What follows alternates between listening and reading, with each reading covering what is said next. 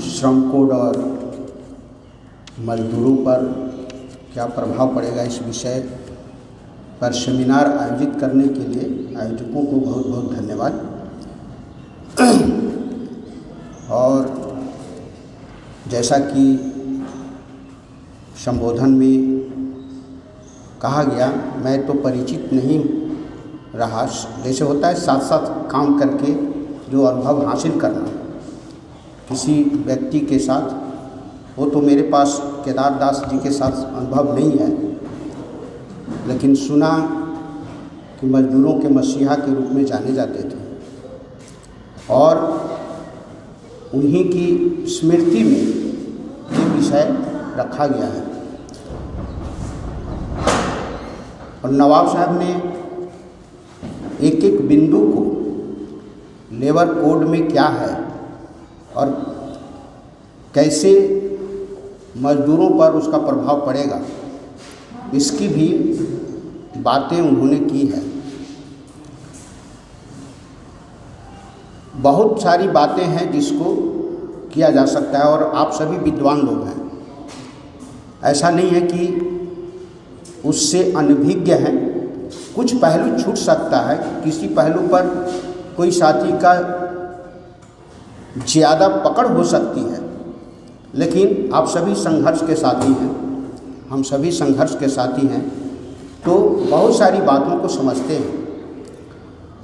इसलिए मैं बहुत एक एक करके नहीं जाऊंगा, हालांकि नोट करके मैं भी लाया था। अजय जी ने कहा कि थोड़ा वर्कआउट करके आइएगा, मौका मिल सकता है। तो लेकिन नवाब साहब ने जो वर्कआउट किया और रखा, उसमें बहुत सारी बातें कवर हो चुकी हैं, इसलिए रिपीट करने से कोई ख़ास फायदा नहीं है। लेकिन मैं जिस बिंदु की तरफ इशारा करना चाहता हूँ वो ये कि ये श्रम कोड जो आया, इसकी पृष्ठभूमि क्या है। अगर इसको हम लोग नहीं समझेंगे तो आगे, ये भी नवाब साहब ने कहा, अजय जी भी चाहते हैं, और चूँकि केदार दास जी की स्मृति में ये कार्यक्रम है, तो आज केदार दास जी होते तो क्या करते। इसमें किन्हीं को गुरेज नहीं होगा ये कहने में कि आज मजदूरों को गुलबंद करके सड़कों पर लड़ाई के मैदान में होते केदार दास जी। और ये विषय भी इसीलिए रखा है कि हम लोग गहराई से समझें और जो मजदूर आंदोलन है, ट्रेड यूनियन मूवमेंट है, वो कैसे आगे बढ़े और इसका मुकाबला कैसे किया जाए, ये है महत्वपूर्ण बात। लेकिन लेबर कोड आने का पृष्ठभूमि क्या है। हम सब लोग जानते हैं कि ये दुनिया एक समय में दो ध्रुवीय दुनिया थी। 1917 में लेनिन रशिया में क्रांति किए और उसके बाद बहुत सारे मुल्कों में समाजवाद की स्थापना हुई और दुनिया दो हिस्सों में विभक्त हो गई। एक तरफ समाजवादी खेमा, दूसरे तरफ पूंजीवादी साम्राज्यवादी खेमा। उस समय पूरे दुनिया में मजदूर वर्ग की लड़ाई आंदोलन और अपने अपने देशों में सोवियत रूस जैसा हम समाजवाद कायम करेंगे, मजदूर उस दिशा में चाहत रखते थे और बढ़ रहे थे। हमारे देश में भी जो लड़ाई चल रही थी, हमारे देश में भी दो धारा थी, और एक धारा जो सोवियत रूस की क्रांति का उसी तरह का हम अपने देश में व्यवस्था कायम करेंगे, ये रास्ते पर बढ़ रहे थे और बहुत लोगों ने शहादत दी, फांसी चढ़ा। लेकिन ये बहुत दुख की बात कि वो समाजवादी खेमा 1991 में ध्वस्त हो गया। जिस लेनिन के निर्मित पार्टी ने क्रांति किया और कैसे 1991 में ध्वस्त हो गया। तो इस बीच में हम देखें, स्टडी करते हैं वर्ल्ड हिस्ट्री को, तो पता चलता है कि कैसे समाजवाद खत्म हो। ये पूंजीवादी साम्राज्यवादी खेमा लगातार कोशिश करता रहा, लेकिन स्टालिन की मृत्यु के बाद जो सोवियत रशिया में नेतृत्व आया, वो धीरे धीरे धीरे धीरे पूंजीवादी रास्ते पर बढ़ता गया और ऐसा स्थिति आ गया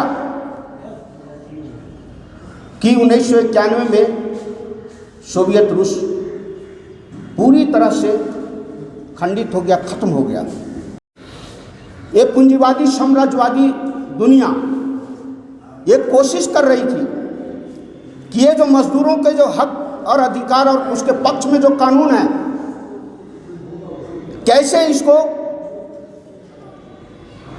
खत्म किया जाए, क्योंकि बिना खत्म किए शोषण बेइंतहा नहीं चल सकता। अबाध गति से ये शोषण लेबर लॉज हैं, श्रम कानून हैं, ये श्रम कानूनों में बदलाव लाना जरूरी है। इसीलिए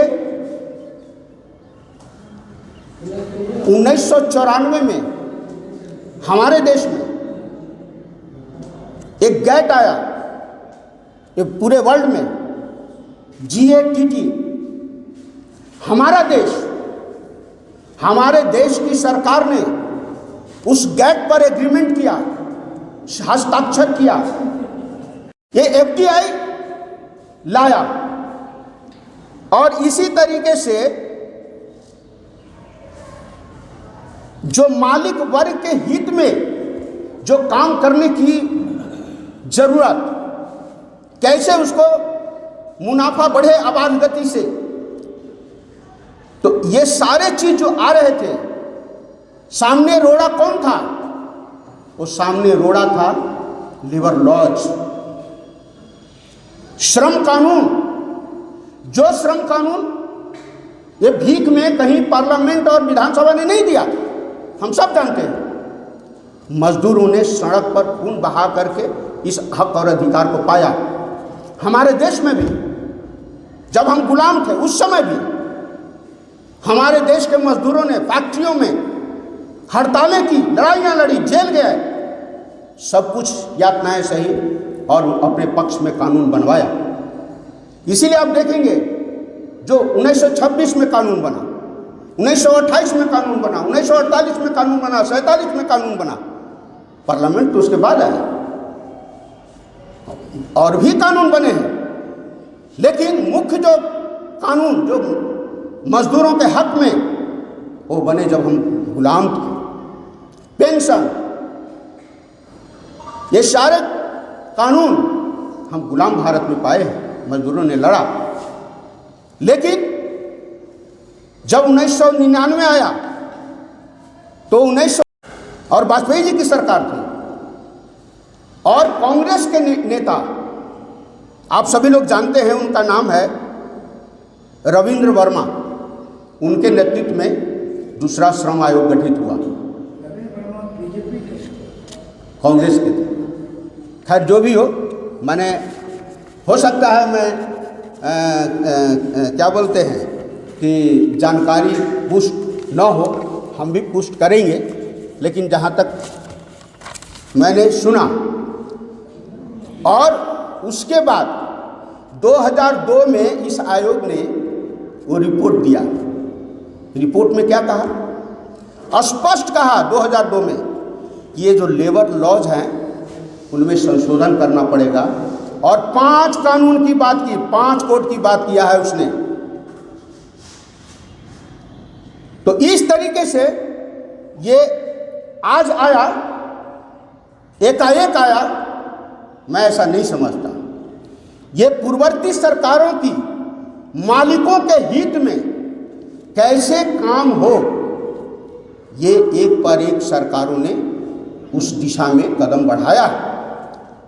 और बीजेपी सरकार जब 2014 में आई तो इसको द्रुत गति से, जैसा कि सुना कोविड काल में, एक तो जस्ट कोविड आने ही वाला था 2019 में पहला लेबर कोड, अब बाकी 3 कोड तो पूरी तरह से हम घर में थे उस टाइम में ये सरकार ने लाया। लेकिन समझने की बात यह है कि हम जो ये कानूनों में संशोधन और लेबर कोड जो मालिकों के पक्ष में आया, कोई भी सरकार मजदूरों की हितैषी नहीं रही है। मेरी समझ है, हमारे AIUTC की सीधी समझ है। अब कर्तव्य क्या है, ये तो एक पृष्ठभूमि और उसके आधार पर श्रम कोड आया। श्रम कोड को और गहराई से अध्ययन करने की जरूरत है। बहुत सारी बातें अजय जी ने भी बताई और भी साथी रखेंगे बात। निश्चित तौर पर उसे और गहराई से अध्ययन की जरूरत है, लेकिन उतना ही गहराई से अध्ययन करने की जरूरत है कि ये लेबर मूवमेंट, वर्किंग क्लास का मूवमेंट किस डायरेक्शन में जाएगा। केदार दास यदि होते तो मूवमेंट को किस दिशा में ले जाने की बात करते। इसलिए मेरी सीधी समझ है साथियों कि ये लेबर कोड के साथ साथ और भी हैं मुद्दे, लेकिन ये भास्ट जो सेक्शन कवर होता है, जहाँ की मजदूरों के छाती पर चढ़ करके मालिक जो कुछ भी कर सकता है, कोई लड़ने का अधिकार नहीं, खत्म।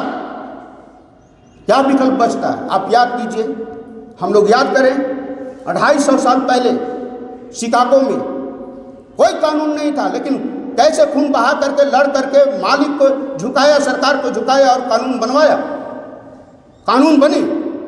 तो क्या वो दृश्य नहीं दिखाई पड़ता है?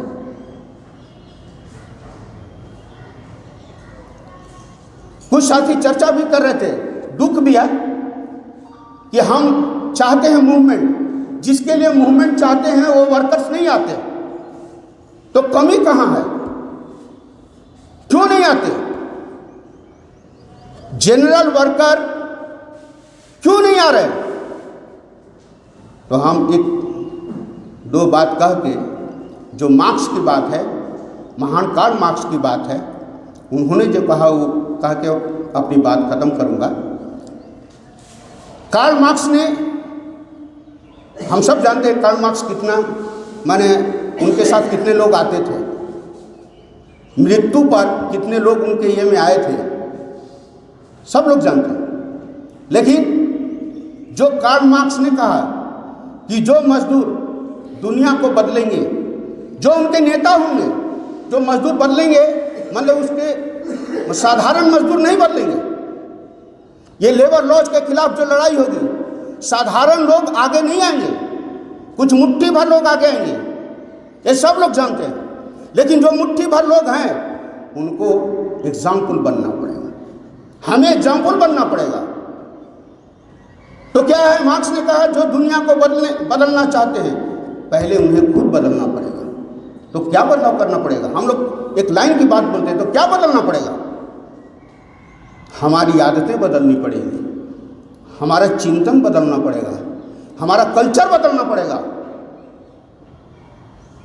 मैं जो समझा तो क्या कल्चर है वो चर्चा का विषय है, लेकिन ये अगर नहीं हुआ तो मजदूर को हम ज़्यादा आगे नहीं ले जा पाएंगे। और दूसरी बात का, जिनके लिए हम लड़ रहे हैं, जो मजदूर को संगठित करना चाहते हैं, उनके पास होने के लिए कुछ नहीं, कुछ नहीं, लेकिन पाने के लिए दुनिया। लेकिन दुनिया कैसे पाएंगे? इसके लिए क्या करना होगा? तो इसलिए दोस्तों, मेरी ठोस समझ है कि हम निश्चित तौर पर यूनाइटेड मूवमेंट, ये बहुत जरूरी है। किसान आंदोलन हमारे सामने एग्जाम्पल है लोग कहते थे अजय जी, हम जाते थे पालीगंज किसानों के बीच में, तो वहाँ के किसान, पंजाब के किसान, हरियाणा के किसान की समस्या बिहार के किसान की नहीं है। तो हमारे यहाँ तो कुछ नहीं, कहाँ आत्महत्या होता है, कहाँ लोन लिया, ये टिकेगा नहीं। क्योंकि इस तरीके से उन्होंने र्यूमर फैलाया था। लेकिन 13 महीने लड़ाई हुई और मोदी सरकार को नाक रगड़ दिया किसान आंदोलन ने। तो इस तरीके से कमिटेड मूवमेंट, शायद हमारी कमजोरी है, उस कमजोरी को पकड़ना पड़ेगा, निश्चित तौर पर कमजोरी है, उस कमजोरी को पकड़ना होगा। और तब हम समझते हैं कि जो केदारदास जी का जो स्मृति है, इस मौके पर कार्यक्रम में आयोजित है, और अगर हम उसको पकड़ सकें और पकड़ के हम सुधार कर सकें और आगे बढ़ सकें, तो यही उनके प्रति सच्ची श्रद्धांजलि होगी। इतना ही कह के हम अपनी बात को समाप्त करते हैं। इनकलाब जिंदाबाद। धन्यवाद।